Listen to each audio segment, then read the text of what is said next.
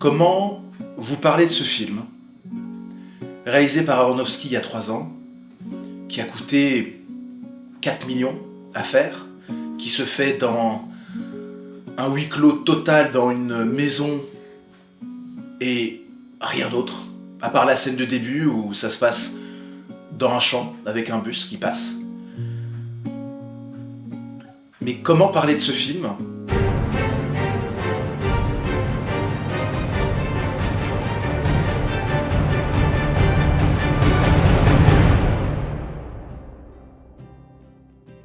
Alors revenons un peu sur la cinématographie, un peu sur les films qu'a fait Aronofsky avant d'avoir fait Whale.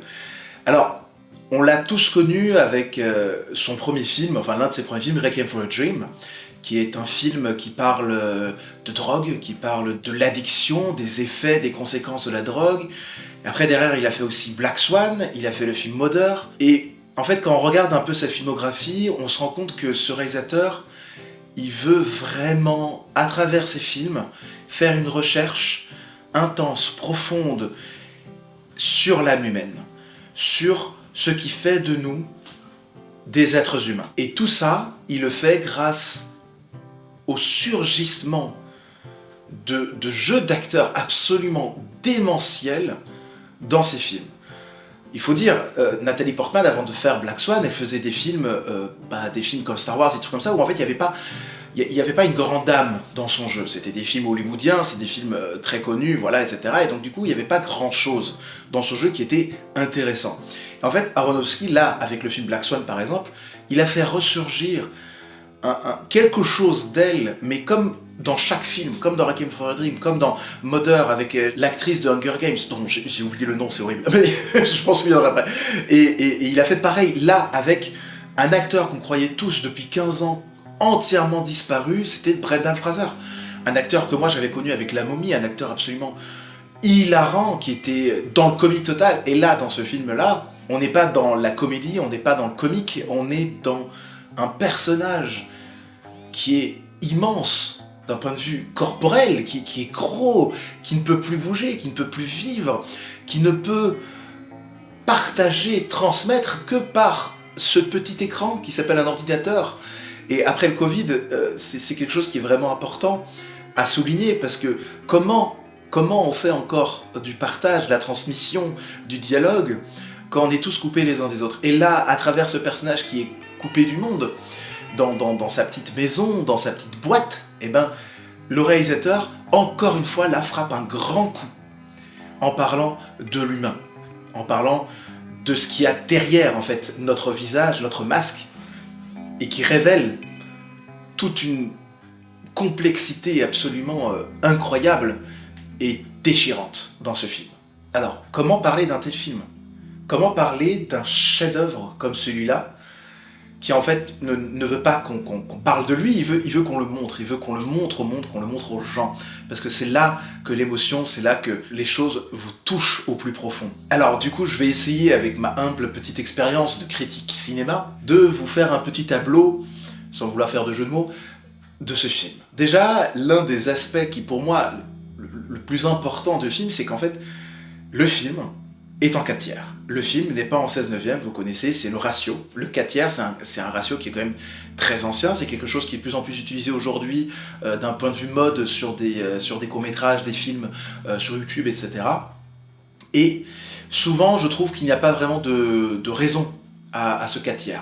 Il y a cette raison un peu de mode où en fait les gens ils le font parce que c'est stylé, ça fait un peu vieillot, ça fait un peu Super 8, tout ça, etc. Mais par contre, il y a certains films sur lesquels on retrouve cet aspect de 4/3 qui est vraiment réfléchi. Comme par exemple The Whale. On est un peu dans la vision qu'a le personnage avec qui il dialogue, avec qui il veut transmettre. Parce qu'en fait, comme il est professeur, mais qu'il est gros comme pas possible et qu'on le voit, son corps est immense, qu'il ne peut pas bouger, en fait il donne cours à travers des visios, à travers ce petit carré. Et oui, on va souvent retrouver cette idée du carré, cette idée de l'emprisonnement à travers la forme, de l'image même, dans le film. He's just a poor big animal. And I feel bad for Ahab as well. Because he's thinks that his life would be better if he can just kill this whale. Cette idée du carré, cette idée où en fait lui il est prisonnier de son écran, il est prisonnier de son monde, le film est filmé en 4 tiers. Et son obésité, en fait, à chaque fois, son obésité remplit tout l'espace en fait de l'image. Ce 4 tiers, il est là pour accentuer l'idée qu'on a qu'en fait lui, il est prisonnier de ce corps, il est prisonnier de ce monde dans lequel il vit, il est prisonnier de cette maison, et qui n'a qu'une seule envie, c'est de se libérer. Comme cette image très belle à travers tout le film, où en fait à chaque fois il est en train de nourrir un oiseau, et l'oiseau, dans toute la littérature, dans tous les films, dans tous les contes, etc., l'oiseau il représente quoi? Il représente la liberté. Il représente le simple fait de pouvoir s'échapper, partir loin, sans aucune attache. Et d'ailleurs, l'idée de l'oiseau revient à la fin du film. À la fin du film, on a cette scène magnifique où en fait, du coup, le personnage du père laisse partir sa fille qui lui a pardonné, il laisse partir lui-même aussi. Il se laisse partir, il se laisse mourir. Et on a cette scène complètement fantaisiste, parce que c'est totalement impossible, où en fait, tout d'un coup, comme l'oiseau, il commence à s'élever. Il s'élève tel un oiseau, prend sa liberté, il s'élève et il part de l'image. Voilà, pour une fois dans un film, on retrouve vraiment le lien entre le 4 tiers et le personnage, la narration, le scénario et le film. Et là, c'est l'une des forces d'Aronofsky, c'est de vraiment réfléchir au tout, même avec une petite histoire. Et ce film est un véritable coup de massue émotionnel du début à la fin. C'est une histoire qui se déroule sur juste quelques jours, où en fait on ne comprend pas vraiment la volonté du père de se rapprocher de sa fille, de se faire pardonner, de lui expliquer un peu les choses, la vérité sur sa vie, sur pourquoi il n'a pas été aussi présent que ce qu'il voulait. Et on a cette répétition de la lettre qu'il lit du début à la fin du film à chaque fois, et en fait on pense qu'il lit cette lettre pour son ex-petit copain, et en fait on comprend à la fin du film que toute cette lettre est écrite pour sa fille, qui avait fait une disserte qui n'avait pas été comprise par sa classe ni sa prof. Tout ce cycle, toujours on revient vers ce cycle éternel du recommencement, etc. Et en fait ce père qui lit cette lettre qu'on pense qu'il lit en fait à son défunt petit copain, mais en fait non, il le lit à sa fille qui en fait représente tout son espoir et tout son avenir, parce que la transmission, parce que le futur de toute personne, que ce soit vous ou moi, c'est à travers nos enfants, c'est à travers cette transmission, cette génération future qui va venir après nous. Et donc tout ce film, c'est une allégorie, c'est une sorte d'analogie de la vie et de ce qu'on doit transmettre dans cette vie. On ne doit pas oublier que nos êtres chers, eh bien, ils sont très très importants et qu'il ne faut pas les oublier, qu'il faut leur donner, qu'il faut leur transmettre les choses qu'on veut leur transmettre, parce que sinon, eh ben, ça va partir dans le vent, ça va partir dans le vide. Et c'est très important de garder cette idée que, ben, en fait, non, il ne faut pas qu'on perde les choses, il faut qu'on les garde. Et ce père, à travers cette relation qui est tumultueuse, cette relation qui est cassée, qui est brisée avec sa fille, il essaye justement de transmettre une dernière chose. Et je pense que la première et la dernière image, un peu comme dans le Pinocchio de Guillermo del Toro, représente un peu la volonté du père. C'est-à-dire, le début se passe dans ce grand champ, avec le bus qui arrive, avec ce jeune homme qui va être transporté et qui va être amené à rencontrer ce père. Et la fin du film se passe avec des images de la mer. La mer qui représente la liberté, un peu comme l'oiseau. La mer, c'est aussi quelque chose d'intouchable, quelque chose qui est infini, quelque chose qui est là, qui ne bougera jamais, mais qui est libre. Un peu comme ce champ qui est ouvert, ce champ qui est ouvert à la vie, etc. Et en fait, cette première et cette dernière image nous rappellent que tout ce film qui se passe sur 2 heures dans un appartement exigu, petit, où il n'y a pas la place de vivre, il n'y a pas la place de respirer, où ce père se sent prisonnier, etc., et ben en fait, il y a une échappatoire. L'échappatoire, elle est au début, elle est à la fin. L'échappatoire, elle est avec sa fille. L'échappatoire, elle est aussi avec la fin de sa vie. Et tout ça, c'est un peu une métaphore de ce que le personnage souhaite au plus profond de lui, c'est la liberté. La liberté comme cet oiseau dont je vous ai parlé tout à l'heure. Et ce personnage du père est assez intéressant parce que même si l'image, le montage, la musique, tout ça accentue toute cette idée, toute cette narration, toute cette mise en scène, ce personnage reste infiniment humain, infiniment touchant. Il est père, il est prof, c'est un ami qui, à travers tous les dialogues pendant tout le film, essaye toujours de voir le meilleur en chacun de nous.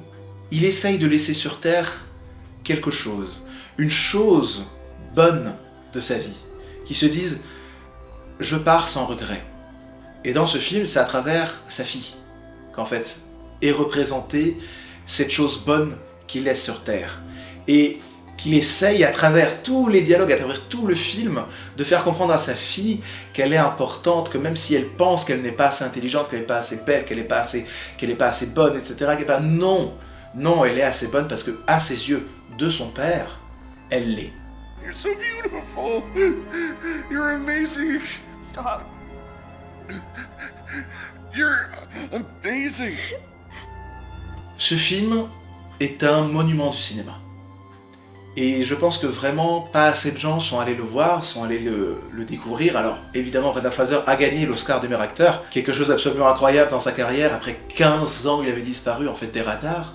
Et moi, je suis hyper heureux de pouvoir justement le retrouver dans ce film. Mais c'est aussi un film qui se voulait autre de tout ce qui se fait à Hollywood en fait depuis quelques années. Un film qui, avec peu de budget, avec 4-5 millions de budget, raconte une histoire tellement forte, tellement belle, qui touche tout le monde, en fait, et qui n'a pas besoin d'artifice, qui n'a pas besoin d'effets spéciaux, de choses complètement folles pour pouvoir faire en sorte que les gens aillent au cinéma. Parce qu'aujourd'hui, avec le cinéma actuel, ce qu'on voit, c'est qu'il y a beaucoup de films qui sortent, où c'est des blockbusters, où c'est regardez, waouh, l'aventure incroyable, fort.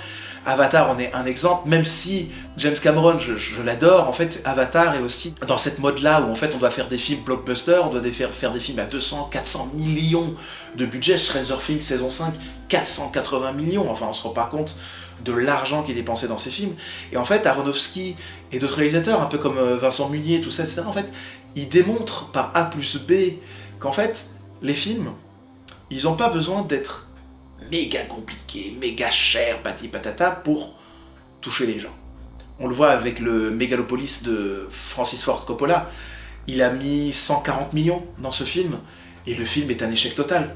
C'est pas parce qu'il y a de l'argent que ça veut dire que le film est bon.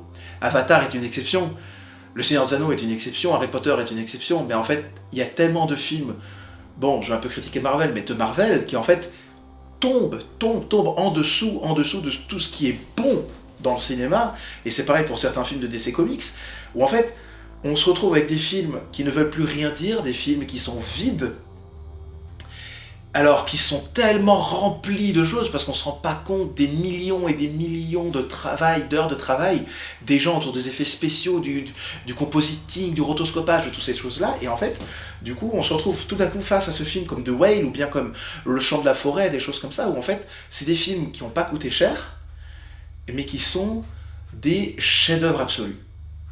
Des chefs-d'œuvre parce qu'en fait, il n'y a pas besoin de trop faire. Il n'y a pas besoin de remplir le 16/9. On peut faire juste un carré et on peut raconter une belle histoire.